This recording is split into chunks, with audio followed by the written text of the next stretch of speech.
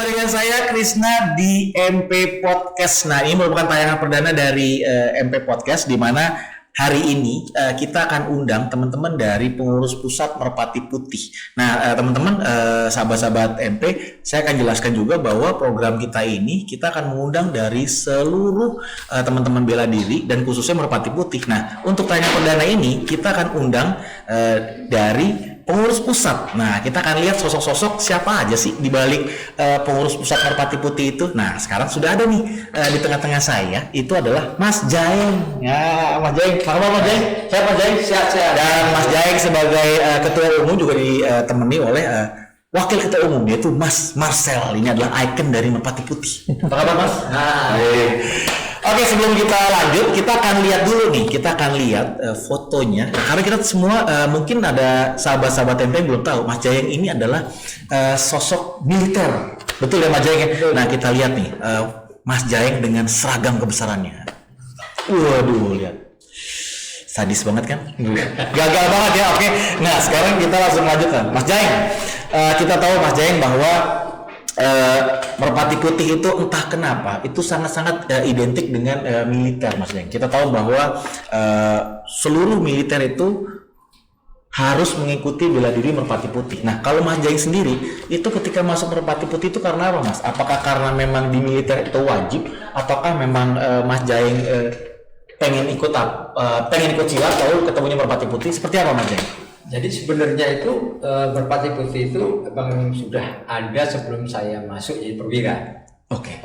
Nah, saya sebelumnya itu kami gamblang SD SMP, saya di Persia Diri Merpati bela diri silat Persia Diri. Berarti awalnya bukan Merpati Putih ya, Mas Jaeng? Oke. Kemudian sampai cakal ya keluarga nggak begitu lama, saya masih tahu betul almarhum Pak Dirjo ya Mas. Oke. Nah, terus kemudian pada saat di Taruna itu karate. Oke. Karate. Nah, sampai di khusus pasukan katak itu juga ada karate. Namun di situ kemudian dikenalkan dengan Merpati Putih pada saat saya latihan 2, saya ikuti juga perkembangannya. Nah, pada saat saya masuk pasukan katak itu akhirnya saya mengena di Merpati Putih. Karena apa? Ternyata ini cocok untuk pasukan khusus. Apa yang bikin cocok apa tuh, Mas Jaeng pada saat itu? Nah, yang bikin cocok adalah gerakan yang mematikan. Ini aja, silence. Jadi kalau kita di dalam bahasa khusus ada namanya close quarter battle, jadi pertempuran dalam ruangan itu nggak boleh bunyi sama sekali, kerahasiaan. Nah, kalau Pak karate silat kan nggak boleh ciat-ciat enggak, tapi begitu MP plak mati selesai. Nah, itu yang saya sukai. Itu kata Om paling suka dengan itu.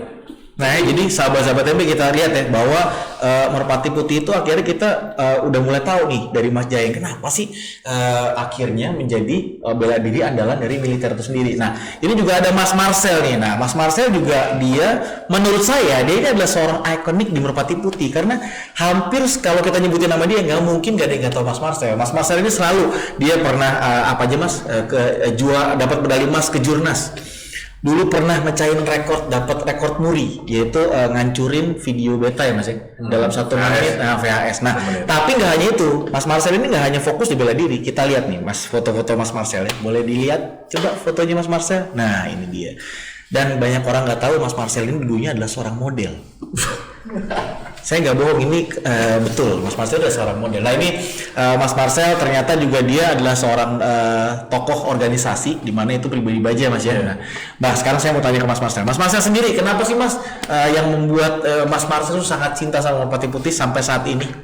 Cinta Merpati Putih ya, karena kita latihan MP dari SMP ya. Yang membuat saya benar-benar mengenal perbedaannya tuh ketika saya mengikuti bela diri lain, memang kita ada sabuk, ada jenjang segala macam, tapi begitu di Merpati Putih saya merasakan sekali perbedaan antara tingkat yang 1, 2, 3-nya itu kerasa sekali. Nah, dan kita juga ada di situ ada latihan stamina tenaga kan, yang membuat diri kita tuh memang sangat berbeda lah. Ya mungkin Mas Jaeng juga ngerasain close combat ya kan, sekali pukul bisa mengakibatkan suatu yang impact yang cukup kuat gitu ya. Nah, itu salah satu yang membuat kita jadi bangga.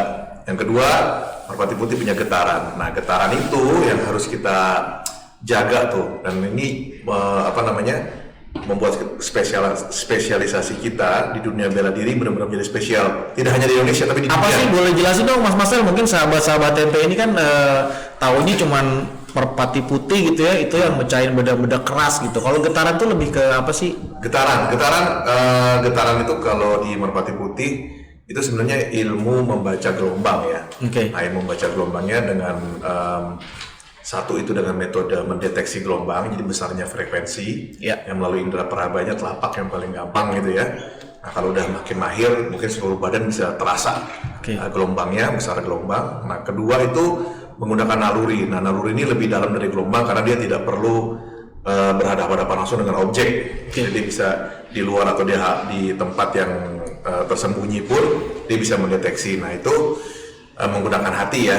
Nah, kayak begitu. Jadi itu benar-benar segala sesuatu yang beyond ilmu pengetahuan yang ada gitu ya. Benar-benar sangat scientific kata Mas Jayeng gitu ya.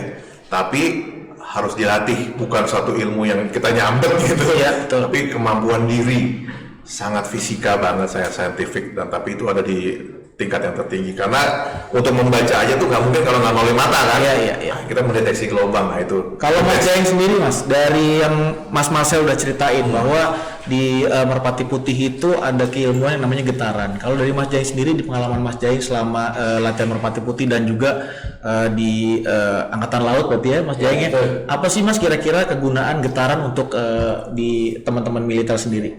Jadi sebenarnya itu sangat bermanfaat untuk kita ya. Saya pernah praktekkan pada saat sebagai komandan kapal maupun sebagai komandan pasukan di tim-tim ya. Jadi saya melihat getaran seorang prajurit anak buah saya, begitu feeling saya katakan, jadi insting, jadi saya naluri itu naluri ya Mas. Saya bilang kamu nggak bisa tugas. Wah, dia terjadi proses ngotot, betul dia bilang saya tidak bertanggung jawab apa terjadi yang akan datang. Betul, 5 hari kemudian berita yang bersangkutan meninggal, kena tembak dan sebagainya. Kemudian pas saya komandan kapal juga demikian. Saya keluar dari Fak-Fak menuju ke Surabaya, ya. Itu saya bilang, coba saya panggil wakil komandan saya. Coba saya punya begitu lihat peta, saya lihat getahnya tinggi sekali.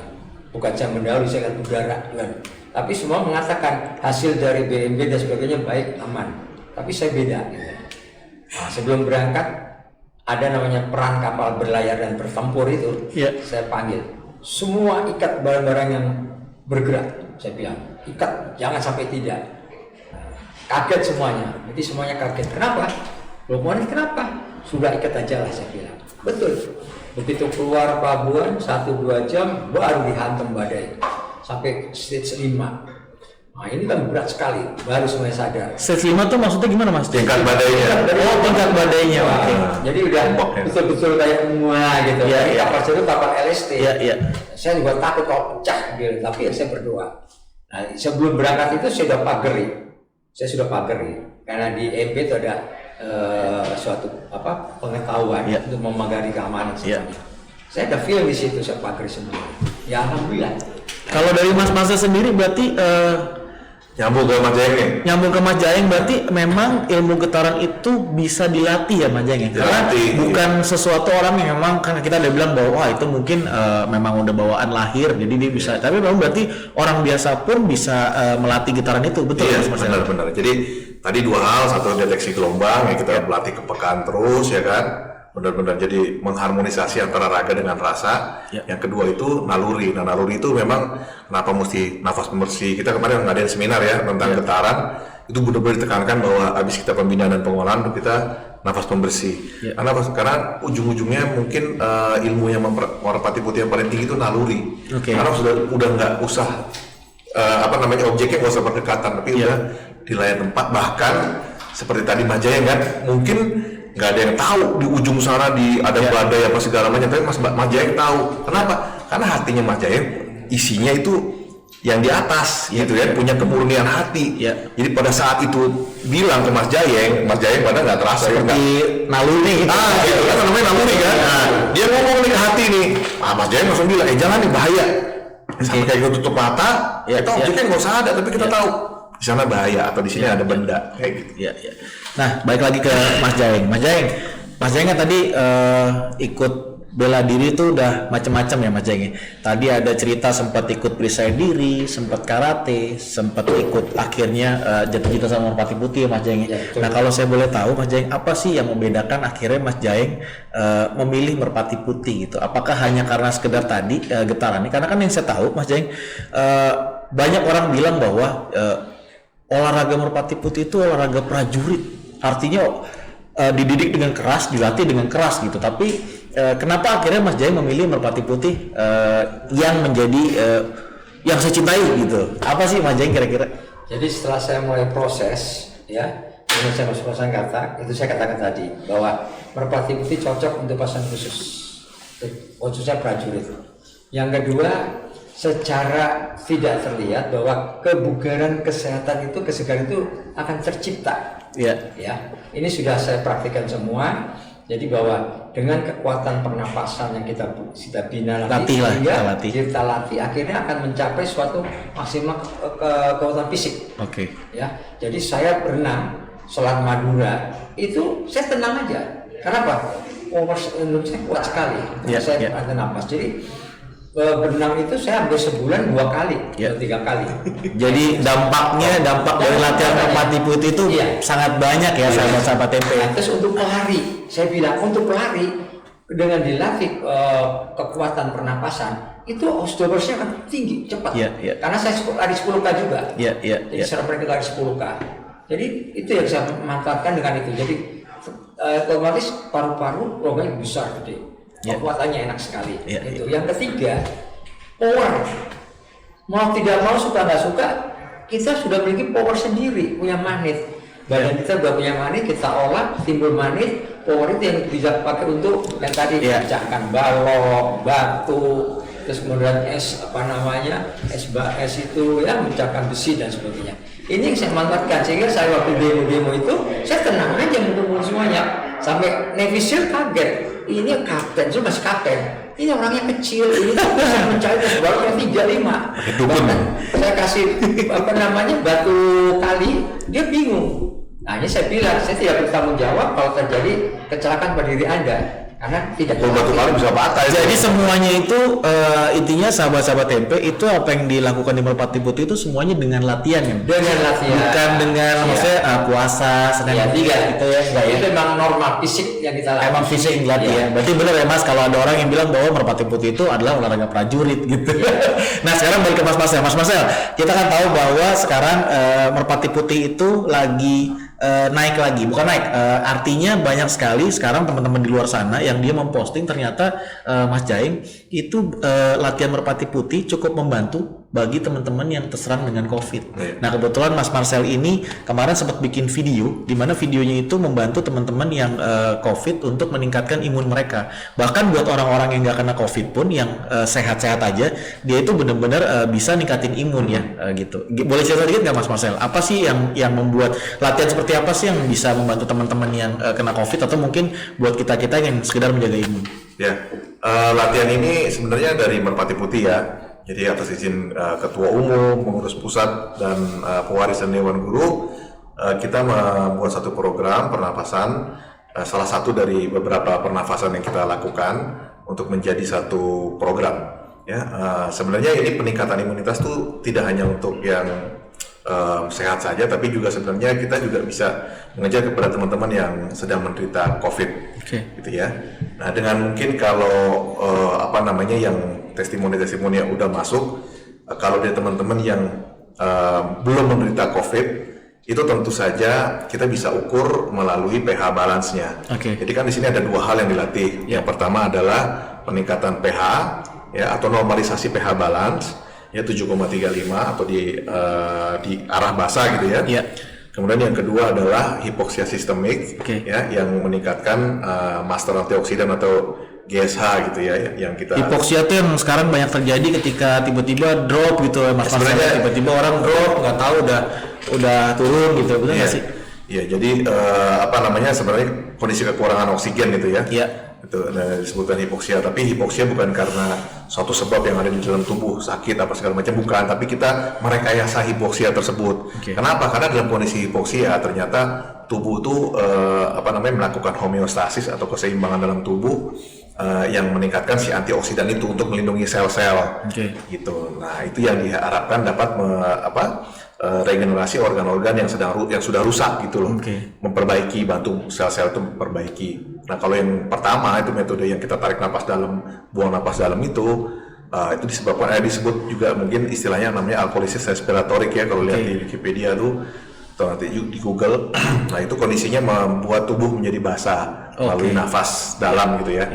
Nah, yang kita lakukan itu begitu tubuh kita basah, kondisi virus tuh nggak bisa hidup lama gitu.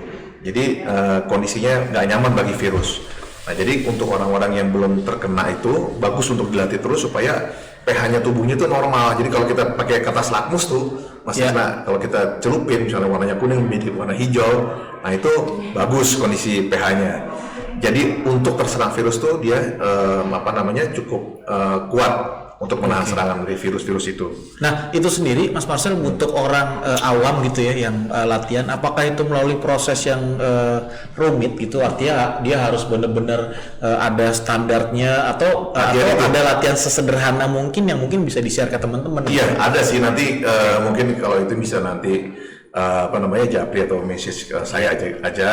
Pada intinya kita buat satu video yang dimana nanti tinggal putar aja, terus nanti tinggal denger, ya kan, nanti tutup matanya, ikutin aja, karena yang pertama cuma tarik napas dalam, buang napas dalam, yang kedua cuma buang napas tahan, jadi bisa tarik napas, buang napas tahan, cuma itu ada guidance-nya, jadi ada waktunya, jadi bisa denger. Nah, kalau dari Mas Jai sendiri sebagai ketua umum dari Merpati Putih sendiri, Mas, ketika saya mendengar bahwa ada teman-teman di luar sana yang mengalami COVID lalu terbantu gitu, di pengurus pusat sendiri ada ini nggak sih Mas, ada plan atau kegiatan yang memang membantu rumah sakit atau teman-teman yang mungkin lagi isoman istilahnya isolasi mandiri, itu ada nggak sih Mas Jai? Ada, kebetulan alhamdulillah kita dipercaya. Contohnya Jawa Tengah, langsung gubernur mempercaya salah satu cabang di sana untuk membina, melatih menghadapi anti COVID. Ini terjadi di Gubernur Jawa Tengah. Jadi kita diminta. Kemudian di beberapa rumah sakit di Banjarnegara itu kebetulan seorang dokter polisi juga dipercaya untuk menangani COVID yang di Rumah Sakit Bayangkara itu. Jadi banyak yang belum tahu sehingga nanti kita akan pelan-pelan mengembangkan itu. Kita sudah mulai analisa dan kajiannya, dan itu sampai dan berhasil memang. Nah, ini sampai pada saat Mas Marcel mensoskan share itu banyak bilang, udah akibat latihan itu saya kuat sembuh kembali. Ada yang ini Mas ya, ada yang bilang katanya dari yang nggak bisa ngerasain jadi bisa ngerasain. Karena kan memang mungkin sahabat-sahabat, tapi kita tahu ya bahwa penderita COVID itu yang diserang juga indera penciuman.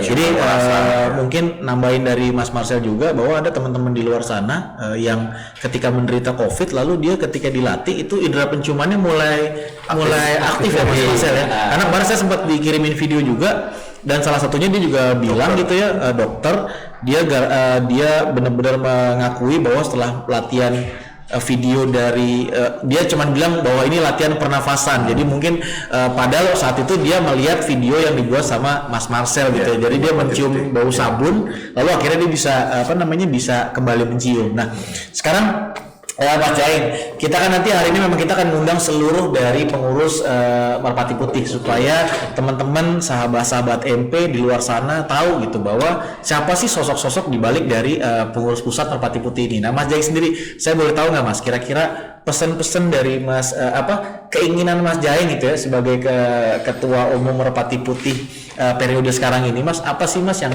Mas Jain pengen bawa untuk Merpati Putih? Jadi saya ingin sekali mengembangkan silat tradisional Merpati Putih yang kita miliki ini secara keseluruhan, baik itu di institusi ya, baik itu di persekolahan, mahasiswa dan swasta dan sebagainya. Karena ini salah satu yang terbaik yang kita miliki.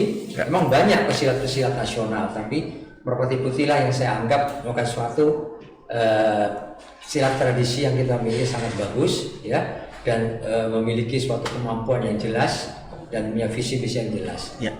Ini yang saya harapkan sehingga bisa berkembang. Baik, Itu aja baik. sebetulnya. Nah, kalau Mas Marcel sendiri, apa sih Mas harapannya? Mas Marcel ini kan menurut saya duta merpati putih gitu ya. Kalau kita ngomong kemana-mana orang udah tahu Marcel mana, Marcel MP. Nah, kalau keinginan Mas Marcel sendiri apa sih Mas buat merpati putih? Merpati putih harus masuk menjadi salah satu warisan dunia ya UNESCO. Jadi di mana ilmu getaran itu harus masuk ke sana, karena itu kekayaan, tidak hanya kekayaan merpati putih, tapi kekayaan bangsa Indonesia yang diakui dunia.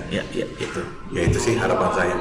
Nah, seru banget kan sahabat-sahabat MP. Nanti kita juga akan ketemu lagi sama teman-teman di pengurus pusat dan ngobrol untuk sesuatu yang berbeda lagi, karena abis ini kita akan ketemu dengan teman-teman yang lain. Oke, kita istirahat dulu.